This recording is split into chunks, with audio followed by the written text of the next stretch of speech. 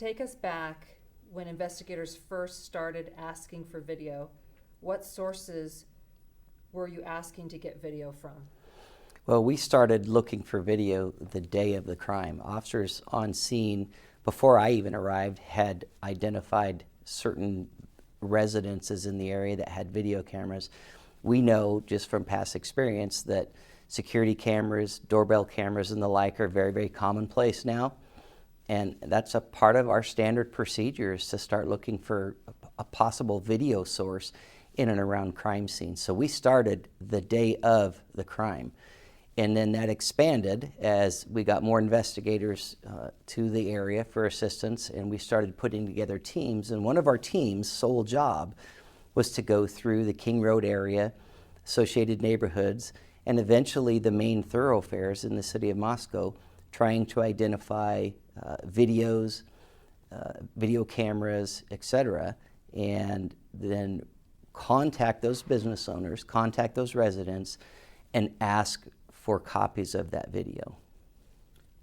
And initially, there was a particular area outlined as where the priority was for asking for video. Why was that area selected? Well, that area was selected because essentially it surrounds the King Road area, and we know that people typically have to travel to and from. We weren't trying to pigeonhole our investigation into the suspect lives in the area. We wanted to make sure that we covered all the bases. And so as we began to gather more information, we began to expand our search area. You may recall from the second press conference that we specifically put out a plea to the public for any video in the King Road area, and then we gave a defined area, and we put that area on our website as well, asking residents, hey, if you have video or if your neighbor has video, let us know so we can get a copy of that. We understand that video has a finite life, and sometimes systems will start recording over themselves. So we started that process very, very early in the investigation. Why ask the public for additional help with this white car? Well, through our tips, through our leads, some of the evidence that came in, we start to identify patterns. And like we said earlier, we are confident that the occupant or occupants of that vehicle have information that's critical to this investigation. We also understand that even though there's sometimes a fascination with a particular case, some people simply don't see the news and may not know that we're looking for it. So if we get the word out there, hey, maybe your neighbor has one in the garage that they don't drive very often. Maybe there's one that's just not on the registration database. Let us know. So far, we have a list of approximately 22,000 registered white Hyundai Elantras that fit into our criteria that we're sorting through. That's an awful lot of information, but it may not be all of them. So the public can help us with that.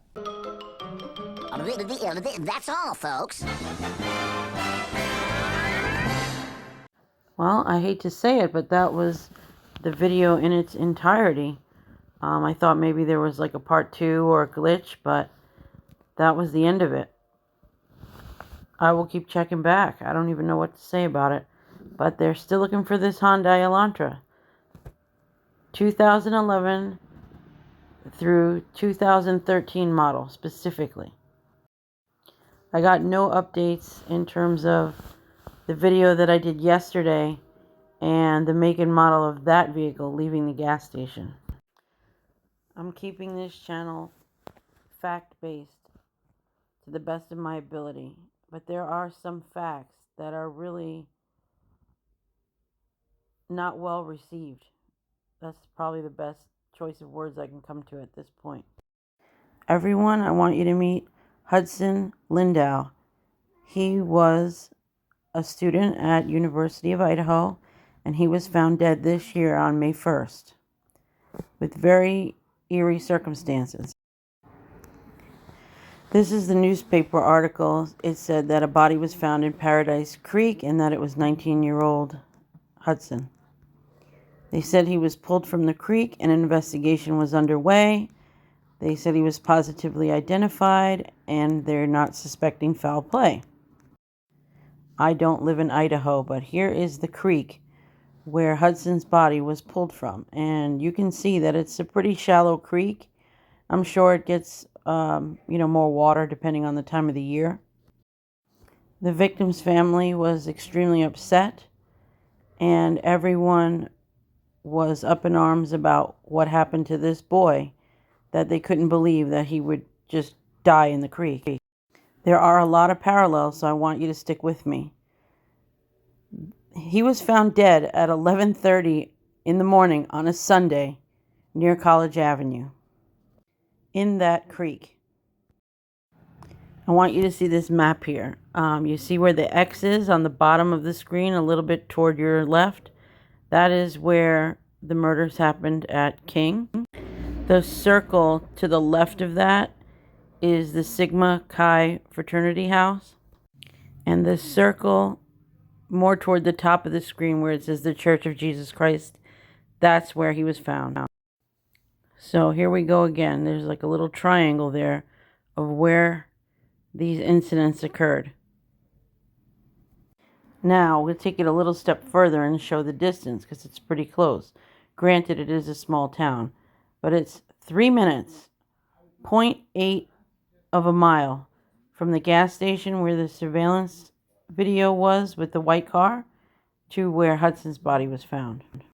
Here we're back to the King Drive house, and you see that blue house next to it? Very significant. And I just want to get the white car thing out of the way before people start telling me, oh my God, there's a white car. That is a Kia Optima. You can see the insignia there. And that little hatchback is a Subaru Impreza hatchback. There is a blue Hyundai Elantra though. And there's a little white Ford across the street. I have no date on when this Google Earth was taken. But that house is now blurred. That's all one joint property. And there's no number on it. So I went to Zillow and I looked at the plot, and it gives 3 addresses. There you can see it from an aerial view. And there's from the corner looking up the hill there. You can see into the 1122 King Road house all day long if you really wanted to from that location. Why is that important? It's important because, look at this. So, does anybody see anything familiar in this picture of Hudson Lindau? Yes, that would be the house where the murders occurred, right there on the hill. Perfect view, and in one of the last pictures of this boy. This photo came from Twitter, and the post read, Moscow law enforcement has been running with this whole nothing like this has ever happened before. So does anyone care to explain this? U of I student Hudson Lindau was found dead in Paradise Creek on 5/1/22. Yep, you read that right. Another student from U of I died earlier this year.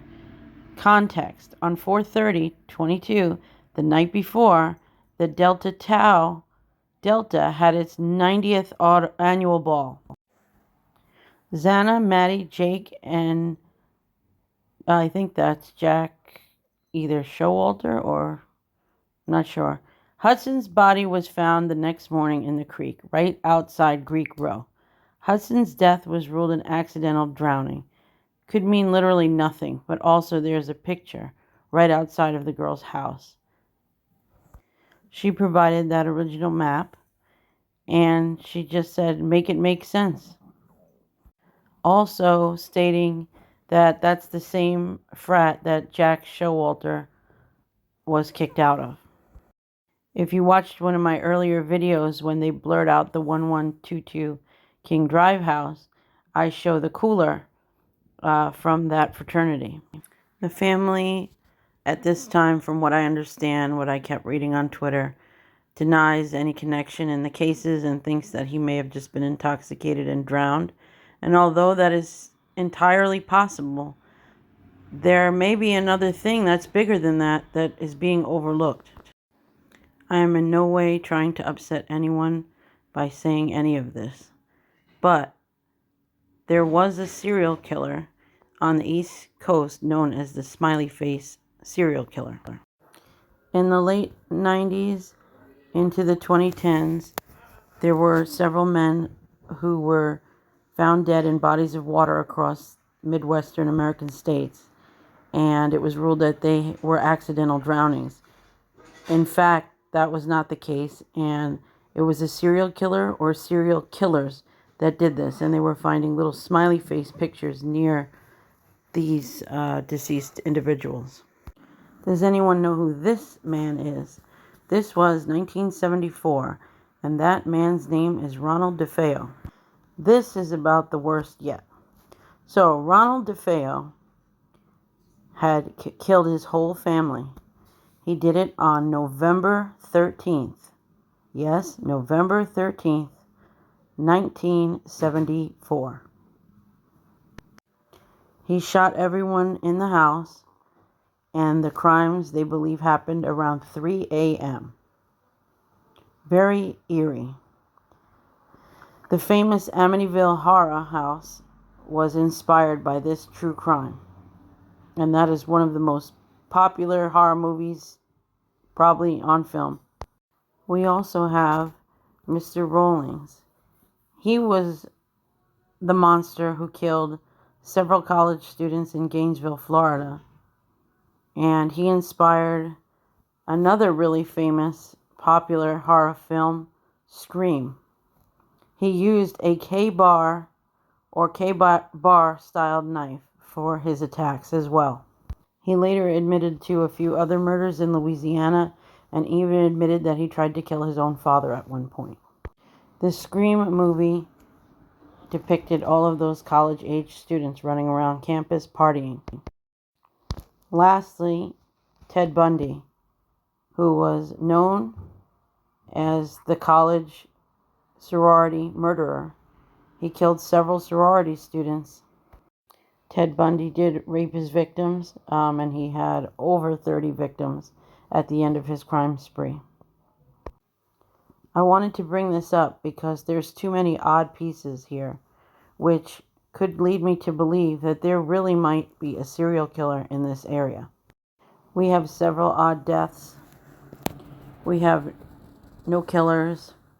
There was actually another stabbing of 2 Vietnamese women in 1999. Now, I didn't get into all of that because that murder was never solved. They were also sleeping. Someone came in and started stabbing them. One of the victims did survive. That's all I know about it. That was, 22 years ago, 23 years ago. So let's say the guy was 20 at that time. It's still possible that there may be a serial killer around the area. I mean, I don't know if that's connected. I have no idea. But this is looking pretty crazy.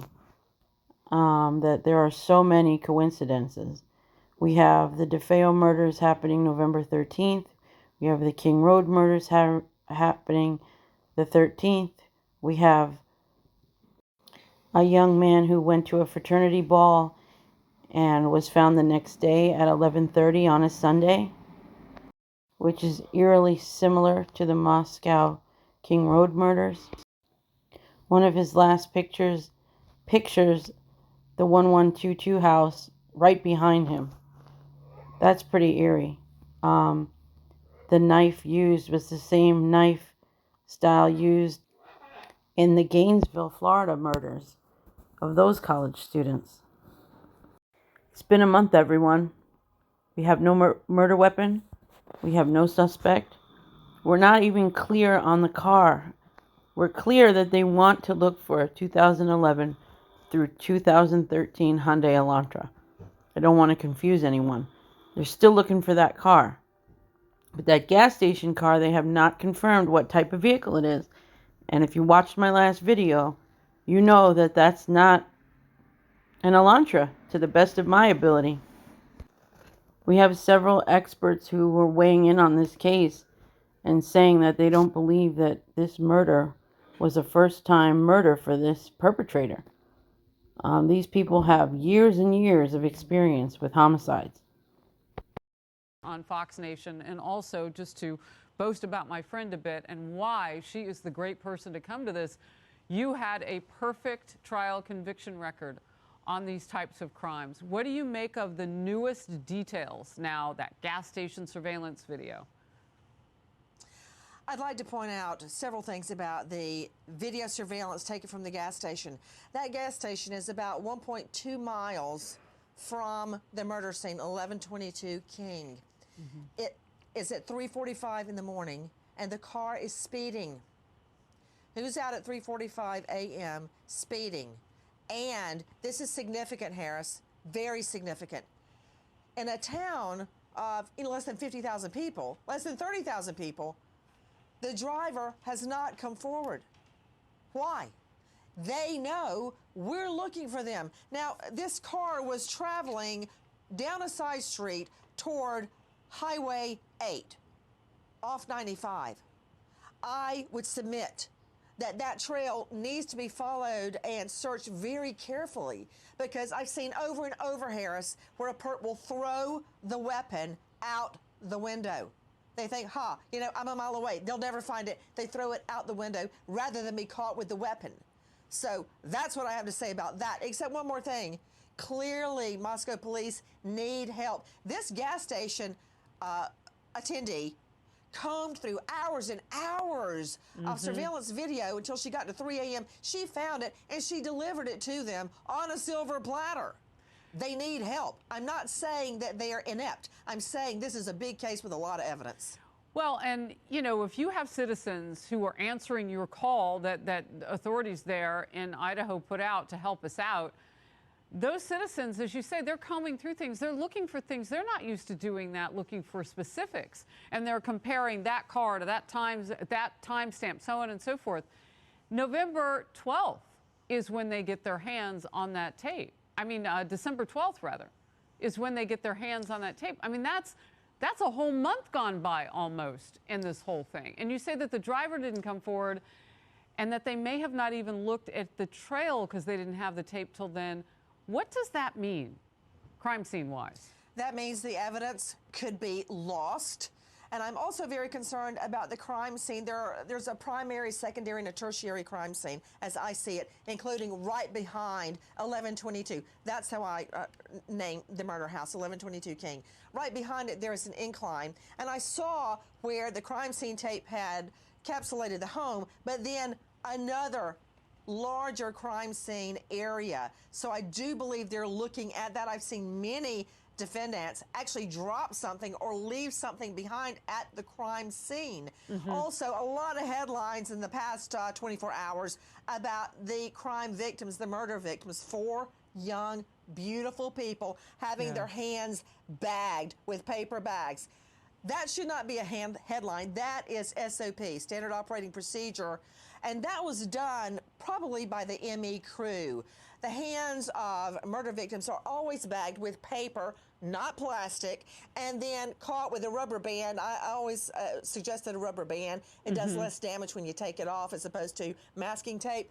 But you can't use plastic because it holds in moisture, and that would degrade any potential DNA from the defendant. And they fought, Harris. Some of them fought back. There could very well be the defendant, the killer's DNA under their nails.